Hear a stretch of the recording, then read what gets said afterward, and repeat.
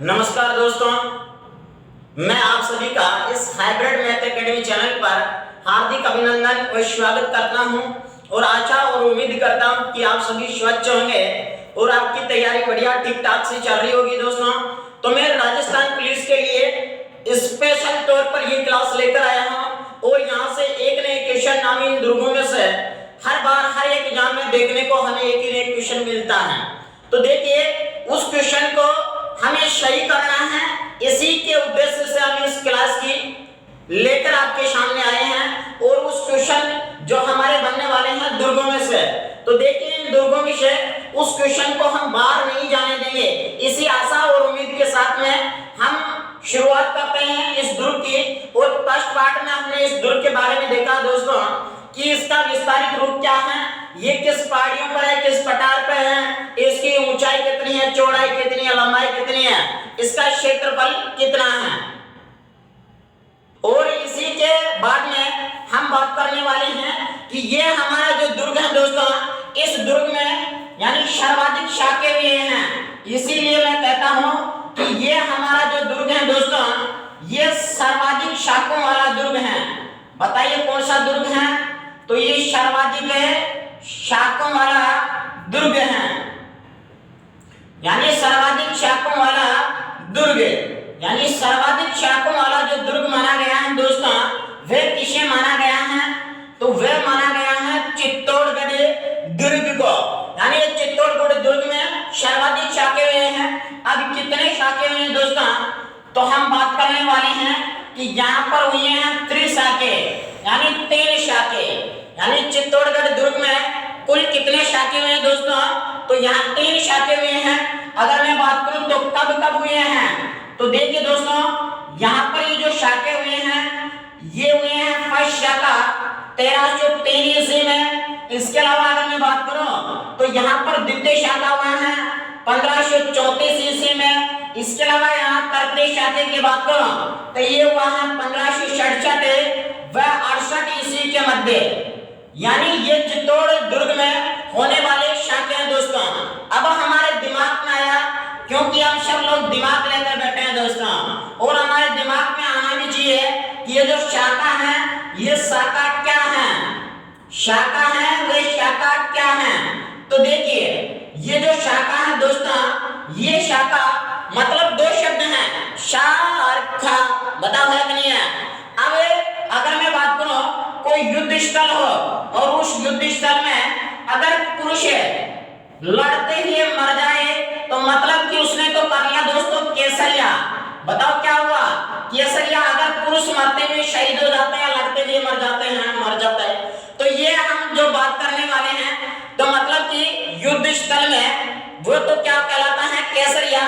और उसकी जो रानी है वह रानी अपनी लोग और लाज को बचाने की खातिर क्या कर लेती है दोस्तों? जोहर कर लेती हैं।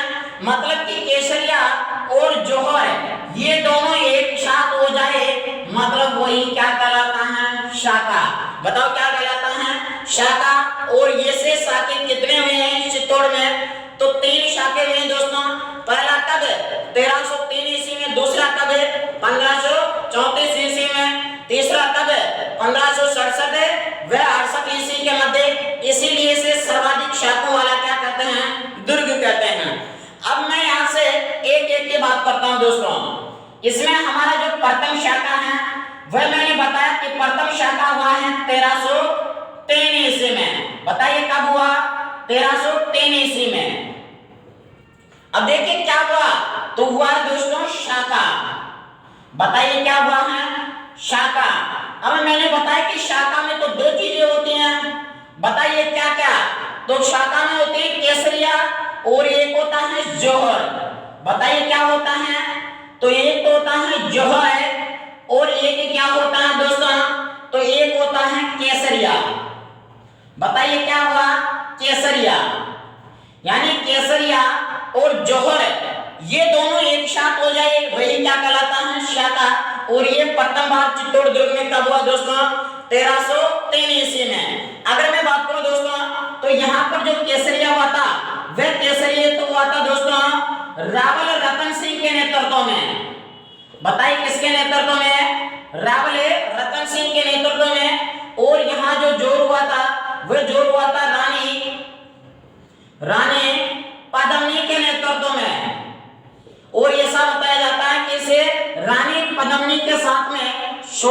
रानियों ने जोर किया था दोस्तों। बताओ कितनी रानियों ने? 1600 रानियों ने रानी पद्मिनी के साथ में मिलकर जोर किया दोस्तों। किस दुर्ग में? तो चित्तौड़गढ़ दुर्ग में। अगर इसके अलावा अगर मैं बात करूं दोस्तों, और हमारे जो रावल रतन सिंह है, इस रावल रतन सिंह के नेतृत्व में यहाँ क्या हुआ दोस्तों? तो यहाँ हुआ केसरिया। अब देखिए, मतलब कि ये चित्तौड़ दुर्ग में होने वाला प्रथम शाखा था दोस्तों, जो कब हुआ? 1303 ईस्वी में। अब यहाँ हम बात करने वाले हैं कि इस शाखा की जो जानकारी है वह जानकारी हमें काय में मिलती है। तो इसकी जो जानकारी है दोस्तों, वह जानकारी मिलती है हमें अमीर खुसरो का एक ग्रंथ था जिसका नाम था खज़ाइन उल फतूह। यानी अगर मैं बात करूं दोस्तों, अमीर खुसरो का एक ग्रंथ था दोस्तों जिसका नाम क्या मिलता है? खज़ाइन उल फतूह। यानी इस खज़ाइन उल फतूह से हमें ये जानकारी मिलती है। इसके अलावा अगर मैं बात करूं तो हमें ये जानकारी मिलती है 1540 ईस्वी में एक ग्रंथ लिखा था, पद्मावत ग्रंथ, जो लिखा था दोस्तों मलिक मोहम्मद जायसी ने। मलिक मोहम्मद जायसी, इसी से हमें जानकारी मिलती है। तो हमें इस शाखे की जानकारी मिलती है दोस्तों कि 1303 ईस्वी में चित्तौड़ में ये प्रथम शाखा हुआ था। यानी ये जानकारी हमें कौन देता है? अमीर खुसरो का ग्रंथ खज़ाइन उल फतूह। और ये जो जानकारी देता है हमें, वह देता है कि 1540 ईस्वी में पद्मावत ग्रंथ लिखा था मलिक मोहम्मद जायसी ने। तो इनके अनुसार हमें ये जानकारी मिलती है। अब देखिए, हमें ऐसा बताते हैं, ये जो पद्मावत ग्रंथ है, मैंने एक वीडियो आपको पहले भी डाला था दोस्तों, उसमें मैंने पूरे रावल रतन सिंह के बारे में जिक्र किया था कि इस रावल रतन सिंह के ऊपर अलाउद्दीन खिलजी का आक्रमण क्यों होता है, और इसी के तहत ये रावल रतन सिंह लड़ते हुए वीर गति को प्राप्त हो जाते हैं। इसके रानी जो रानी है, रानी पद्मावती, इस रानी पद्मावती ने अपने लोग और राज को बचाने की खातिर इस चित्तौड़ दुर्ग में क्या कूदकर आत्मसमर्पण कर लिया था दोस्तों 1600 रानियों के साथ में। अब यहाँ से जो क्वेश्चन बनने वाले हैं दोस्तों, वे क्वेश्चन बनने वाले हैं, मैं आपसे ये पूछता हूँ कि यहाँ से कौन कौन से क्वेश्चन बनने वाले हैं। पहली बात, अगर मैं बात करूं दोस्तों तो आपसे पूछ ले, तो ये राजस्थान का दूसरा, यानी ये राजस्थान का दूसरा शाखा हुआ है दोस्तों, राजस्थान का दूसरा शाखा हुआ है। पहला क्वेश्चन, यानी राजस्थान का कौन सा शाखा था? दूसरा, क्योंकि पहला शाखा कब हुआ था? 1301 ईस्वी में, और ये राजस्थान का कौन सा शाखा हुआ है? दूसरा। इसके बाद में आपको क्वेश्चन यहाँ से दूसरा क्वेश्चन पूछेगा, यानी राजस्थान का सबसे बड़ा शाखा, वह सबसे बड़ा शाखा कौन सा रहा है? तो 1303 वाला। इसके अलावा आपसे क्वेश्चन नंबर 3 यहाँ से पूछेगा कि मतलब कि ये मेवाड़ रियासत का कौन सा शाखा था? तो ये था दोस्तों मेवाड़ रियासत का प्रथम शाखा। बताओ कौन सा शाखा? तो ये हुआ दोस्तों प्रथम शाखा। तो आपसे यहाँ 3 क्वेश्चन पूछेगा। ये 3 क्वेश्चन आपको याद रखने हैं दोस्तों, मात्र और मात्र कितने क्वेश्चन याद रखने हैं इससे संबंधित? 3 क्वेश्चन। देखिए हमने क्या पढ़ा दोस्तों कि चित्तौड़ दुर्ग सर्वाधिक शाखाओं वाला दुर्ग है। यहाँ पर 3 शाखाएं हुई हैं। प्रथम शाखा 1303 ईस्वी में, दूसरा शाखा 1534 में, और तीसरा शाखा 1567 व 68 ईस्वी में। इसके बाद में हमने जाना कि शाखा क्या है, कि मतलब शाखा जिसमें केसरिया और जौहर दोनों एक साथ हो जाए वह क्या है? शाखा है। बताइए इस 1303 ईस्वी में यहाँ केसरिया हुआ और इसी के साथ में क्या हुआ? जौहर। मतलब केसरिया और जौहर दोनों एक साथ हो गए, मतलब यही क्या हुआ? शाखा। कब? 1303 ईस्वी में। जानकारी कौन देता है? तो अमीर खुसरो का खज़ाइन उल फतूह और मलिक मोहम्मद जायसी का पद्मावत ग्रंथ ये जानकारी देता है। यहाँ पर केसरिया रावल रतन सिंह के नेतृत्व में और जौहर रानी पद्मिनी के नेतृत्व में हुआ दोस्तों, जिनने 1600 रानियों के साथ में मिलकर क्या किया है? जोर किया है। इसके अलावा अगर मैं बात करूं तो इसे कहा जाता है राजस्थान का दूसरा शाखा। पहला कब हुआ था? 1301 ईस्वी में। राजस्थान का सबसे बड़ा कौन सा शाखा था? ये प्रथम शाखा। तो हमने स्पष्ट शाखा की बात की है। इसके अलावा क्वेश्चन नंबर 1 और याद रखना दोस्तों, आपको कहीं मिलेगा नहीं, वह मैं बता रहा हूं आपको। यानी अगर मैं आपसे पूछ रहा है कि चित्तौड़ दुर्ग में जौहर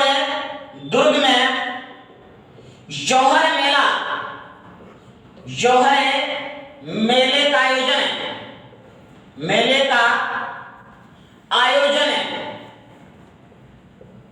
है कब होता है? यानी आपसे पूछ रहे हैं कि चित्तौड़ दुर्ग में जहां रानी पद्मिनी ने 1600 रानियों के साथ में जोड़ किया है, वहां जौहर मेला का आयोजन होता है। और वह कब होता है दोस्तों? तो देखिए आपको आंसर में याद रखना है दोस्तों, इसके में ये मेला बढ़ता है दोस्तों चैत्र कृष्ण एकादशमी को। चैत्र कृष्ण एकादशमी को कौन सा मेले का आयोजन होता है? तो जौहर मेले का आयोजन होता है दोस्तों। और वो जौहर मेले का आयोजन कहां होता है? तो वो होता है चित्तौड़गढ़ दुर्ग में। तो हमने इस प्रथम शाखा की बात की दोस्तों, ये था हमारा मेवाड़ रियासत का यानी चित्तौड़ दुर्ग का प्रथम शाखा। एक बार यहाँ का स्क्रीनशॉट लो, फिर आगे। तो देखिए दोस्तों, ये तो हमने प्रथम शाखा की बात की है। अब हम बात करने वाले हैं द्वितीय शाखा की। तो एक बार अगर आपको मेरी बताई हुई चीजें अगर पसंद आ रही है दोस्तों, तो एक बार अपने चैनल को जरूर सब्सक्राइब करें और अपने दोस्तों के साथ में शेयर करिएगा, क्योंकि हम ये जो चीजें बता रहे हैं दोस्तों, मतलब कि आपके लिए इतना कारगर साबित होने वाली है। आप जो ही एग्जाम में बैठोगे तो आपको ये जो फिल्म है चित्तौड़ दुर्ग की, ये फिल्म आपके सामने आने वाली है दोस्तों। तो अगर आपको ये चीजें पसंद आ रही हैं तो चैनल को सब्सक्राइब करें और अपने दोस्तों के साथ में जरूर शेयर करिएगा। तो हम आगे बढ़ते हैं और जानते हैं इस दुर्ग के बारे में कि मतलब कि यहाँ हुआ था दोस्तों प्रथम शाखा। तो यहाँ भी हुआ कौन सा शाखा? तो यहाँ ही हुआ दोस्तों द्वितीय शाखा। यानी मैं कह सकता हूँ कि यहाँ कौन सा शाखा हुआ है? दूसरा शाखा। यानी जो दूसरा शाखा हुआ दोस्तों, ये दूसरा शाखा कब हुआ है? तो मैंने बताया कि यहाँ दूसरा शाखा हुआ है 1534 ईस्वी में। बताइए कब हुआ है? 1534 ईस्वी में। देखिए अब शाखा क्या है, मैंने आपको बता दिया कि शाखा क्या है। अब यहाँ जो दूसरा शाखा हुआ है वह कैसे हुआ है? अगर मैं बात करूं दोस्तों, तो हमारा ये जो चित्तौड़गढ़ का दुर्ग है, इस चित्तौड़गढ़ के दुर्ग में जो द्वितीय शाखा हुआ है वह हुआ है 1534 ईस्वी में। अब अगर मैं बात करूं कि ये जो शाखा है, इस शाखा में वही कितनी चीजें होती हैं? तो वही होती हैं दो चीजें दोस्तों, कि मतलब एक तो होता है जौहर और एक होता है दोस्तों केसरिया।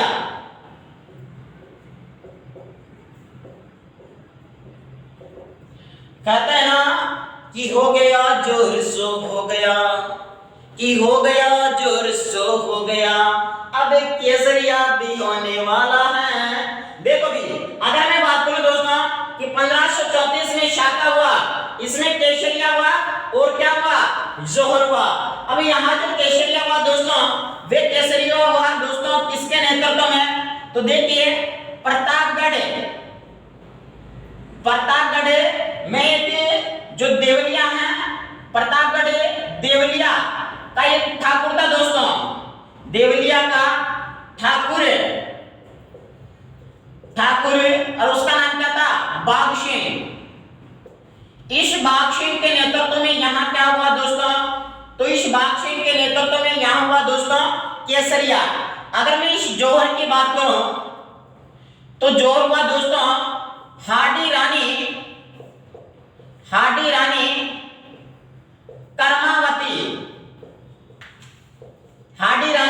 कर्मावती के नेतृत्व में।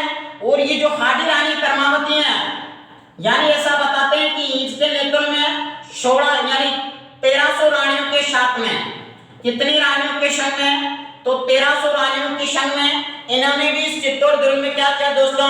जौहर किया। अगर मैं बात करूं इस दूसरे शाखे की जो जानकारी है, वह जानकारी तो हमें जानकारी मिलती है दोस्तों, अगर मैं बात करूं तो वीर विनोद नामक ग्रंथ में, वीर विनोद नामक ग्रंथ है जो किसने लिखा था दोस्तों, श्यामल दास जी ने, श्यामल दास जी ने। और ये जो ग्रंथ लिखा दोस्तों, ऐसा बताया जाता है इसके अनुसार कि यहाँ यानी जो जोर हुआ दोस्तों, इस जोर की जानकारी देने वाला हमें ये ग्रंथ जो था उसका नाम क्या था, वीर विनोद श्यामल दास जी। ऐसा बताते हैं कि जब ये दूसरा शाखा हुआ दोस्तों चित्तौड़ दुर्ग का, तो ये दूसरा शाखा हाडी रानी कर्मावती के नेतृत्व में यहाँ जोर हुआ और केसरिया प्रतापगढ़ देवरिया के ठाकुर सिंह बाग सिंह के नेतृत्व में यहाँ का हुआ दोस्तों, तो यहाँ हुआ केसरिया। यानी केसरिया भी हो गया रे ये तो, जौहर भी तो हो गया, और ये दोनों एक साथ हो गए। मतलब कि ये बात कब की है, 1534 के। अब यानी ये जानकारी कौन देता है, वीर विनोद श्यामल दास जी का ग्रंथ है। अब ये दूसरा शाखा हुआ है, ऐसे ही हम बात करने वाले हैं कि मतलब कि अब जो होने वाला है तो वो होने वाला है तीसरा शाखा। लेकिन यहाँ पे आपको एक क्वेश्चन याद रखना है दोस्तों कि मतलब कि यानी अगर मैं बात करूं तो ये था मेवाड़ रियासत का, मेवाड़ रियासत का कौन सा शाखा, मेवाड़ रियासत का दूसरा शाखा। लेकिन इनमें विशेष रूप से आपको याद रखना है दोस्तों दूसरा क्वेश्चन में कि यहां जो बाग सिंह ने आक्रमण किया था गुजरात के, यानी बाग सिंह क्या बहादुर शाह ने जो आक्रमण किया था गुजरात के, तो उसका सेनापति कौन था। तो मैं क्या बात करूं तो बहादुर शाह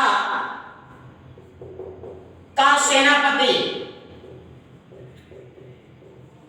तो बहादुर शाह का सेनापति था दोस्तों जिसका नाम था रोमी खां। बताइए क्या नाम था, रोमी खां। वेरी वेरी वेरी इंपॉर्टेंट दोस्तों कि मतलब कि जो बाग सिंह ने इस रानी कर्मावती के नेतृत्व में, क्योंकि इसने उस समय मेवाड़ रियासत का दायित्व इसी के हाथ में था, तो यहाँ पर एक गुजरात के बहादुर शाह ने आक्रमण किया, तो उसके साथ में उसका कौन सा सेनापति आया था, तो वह कौन सा था दोस्तों, रोमी खां। ये बात वेरी वेरी इंपॉर्टेंट है। तो इस प्रकार से हमारा ये जो दूसरा शाखा है, ये दूसरा शाखा क्या होता है दोस्तों, कंप्लीट होता है, समाप्त होता है। आशा और उम्मीद करता हूं कि ये शाखा भी आपको समझ में आया होगा, क्योंकि समझाने वाला मैं हूं तो समझ में नहीं आएगा। बताओ आएगा कि नहीं आएगा, तो आएगा दोस्तों। तो इसके बाद में हम बात करते हैं तीसरे शाखे की, और इसी आशा उम्मीद के साथ में अब मैं लेकर आया हूं दोस्तों कि मेवाड़ रियासत में हुआ वो तीसरा शाखा। तो देखिए अगर मैं बात करूं दोस्तों कि इस मेवाड़ रियासत का जो तीसरा शाखा है, कौन सा शाखा, तीसरा शाखा। और मैंने बताया दोस्तों कि तीसरा शाखा कब हुआ, तो मैंने बताया दोस्तों कि ये हुआ कब, 1567 से 68 ईस्वी के मध्य। अरे क्या बोलो हुआ कि नहीं, अरे क्या हुआ, बोलो हुआ ना, कब, 1567 से 68 ईस्वी के मध्य। अब मैंने बताया कि शाखा क्या होता है, तो इसी में भी वही दो कंडीशन फॉलो करती हैं, और क्या कि इसी में हुआ है जोर, और अगर मैं बात करूं तो इसी में हुआ है केसरिया,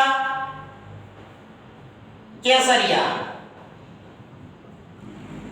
देखिए दोस्तों, यानी अगर मैं बात करूं तो यहां पर जो अकबर आक्रमण करता है उसके साथ में जो सेनापति आया था दोस्तों, उसके साथ में जो सेनापति था उसका क्या नाम था, तो उसका नाम था आसफ खां, आसफ खां।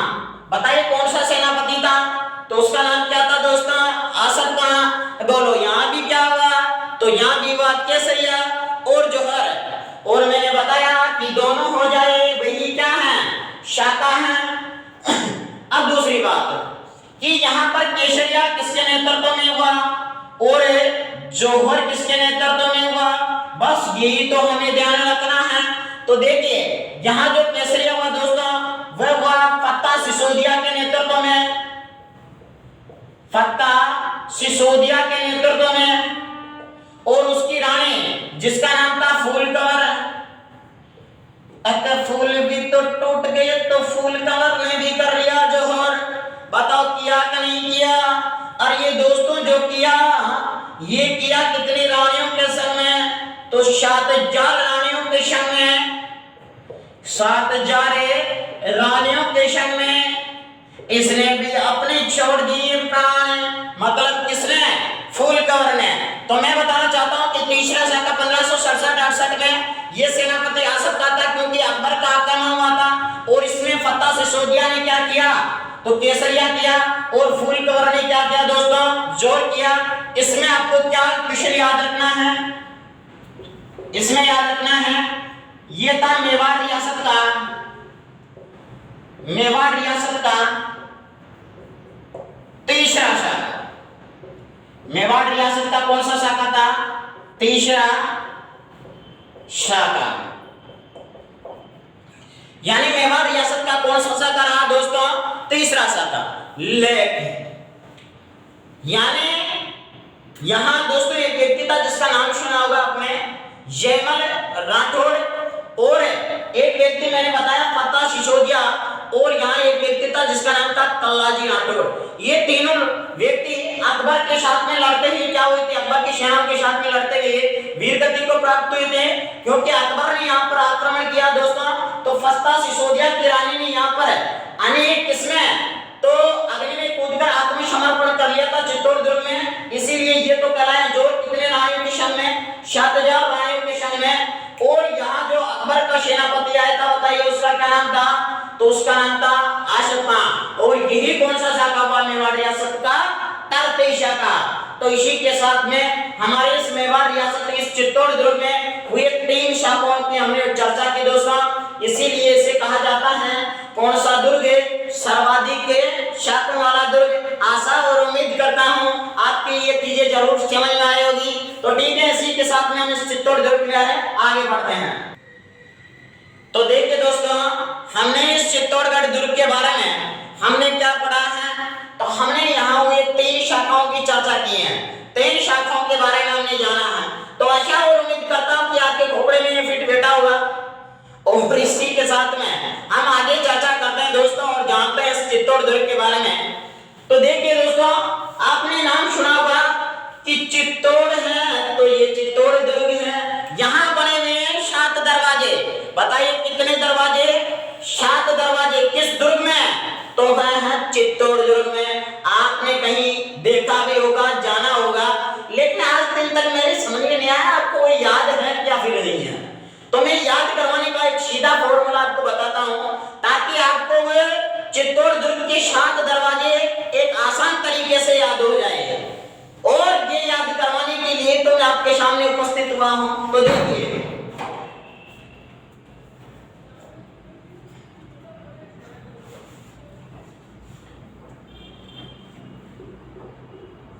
तो देखिए दोस्तों हम बात करने वाले हैं चित्तौड़ दुर्ग के 7 दरवाजे की।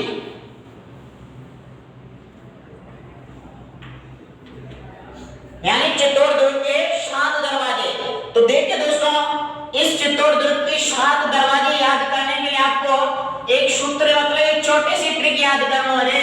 अरे दिमाग में लोड ही नहीं लेना, बस एक छोटा सा सूत्र याद करना है। और वो क्या है? देखिए एक व्यक्ति है जिसका नाम है पांडव। बताइए व्यक्ति का नाम क्या है? पांडव। और इस पांडव ने क्या किया? तो पांडव ने भैरव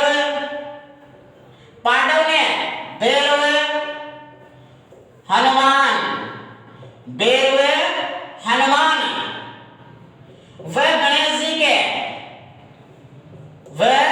गणेश जी के क्या जोड़े? तो इसने हाथ जोड़े। बताओ क्या जोड़े? हाथ जोड़े। और लक्ष्मण और राम को क्या किया? तो लक्ष्मण और राम को क्या किया? तो लक्ष्मण और राम को किया दोस्तों प्रणाम। बताओ क्या किया? प्रणाम। ये बताइए इसके कितने दरवाजे हुए? तो 7। हमने क्या याद किया, एक सूत्र याद किया दोस्तों। और सूत्र क्या, एक ट्रिक, एक छोटी सी ट्रिक, यानी पांडवों ने क्या किया, बेरू हनुमान जी गणेश जी के हाथ छोड़े और लक्ष्मण को क्या किया, लक्ष्मण और राम को प्रणाम किया। बताओ क्या किया, प्रणाम किया। देखिए कौन कौन से इनके दरवाजे हुए। तो इनको बोला जाता है दोस्तों पांडव कोल। बताइए क्या बोलते हैं इसे, पांडव कोल के नाम से जानते हैं। इसके अलावा इसे बोलते हैं दोस्तों भैरव कोल। पांडव कोल है, अरे यही है भैरव कोल। इसके बाद में अगर मैं बात करूं तो यहां है हनुमान कोल। इसके अलावा अगर मैं बात करूं तो यहां है दोस्तों हमारा कौन सा, गणेश कोल। इसके अलावा अगर मैं बात करूं तो यहां है हमारा जोड़ला कोल, जोड़ला कोल। इसके अलावा अगर मैं बात करूं तो यहां है हमारा लक्ष्मण कोल। और इसके अलावा अगर मैं बात करूं तो यहां है दोस्तों हमारा राम कोल। तो बताइए ये इस चित्तौड़ दुर्ग के कितने दरवाजे हुए, 7 दरवाजे। तो बस एक छोटा सा सूत्र याद करना है और 7 दरवाजे आपके दिमाग में लाना है। पांडव कोल के भैरव कोल, हनुमान कोल के गणेश कोल के जोड़ला कोल के लक्ष्मण कोल के श्री राम कोल। तो ये कितने दरवाजे हुए, 7 दरवाजे। और ये मैं बताता हूं दोस्तों कि मतलब कि ये हमारे जो भैरव कोल हैं और ये गणेश कोल हैं, यहाँ पर हमारे एक तो जयमल राठौड़ की छतरी बनी हुई है, जयमल राठौड़ की छतरी, जयमल राठौड़ की छतरी। इसके अलावा अगर मैं बात करूं दोस्तों तो यहीं भैरव कोल पर बनी है हमें कल्लाजी राठौड़ की छतरी। बताओ किसकी, कल्लाजी राठौड़ की क्या बनी है, छतरी बनी है। ऐसा बताते हैं कि ये जो जयमल राठौड़ है, इस जयमल राठौड़ के जो ही अकबर ने यहाँ पर आक्रमण किया था ना, कब 1567 में जब यहाँ तरते शाह का हुआ था, तो इस जयमल राठौड़ के यानी अकबर की संग्राम नामक बंदूक से क्या हो गया था, पैर में यानी पैर में आकर गोली लगी थी दोस्तों। इस कारण इस कल्लाजी राठौड़ ने इसको अपने दोनों हाथों और कंधों पर बिठाकर यानी अकबर की सेना का मुकाबला किया था, ऐसा बताते हैं। इसीलिए इसे 4 हाथों वाले लोग देवता कहते हैं। 2 सिर वाले लोग देवता, 4 हाथों वाले लोग देवता। बताइए कौन है हमारा, कल्लाजी राठौड़।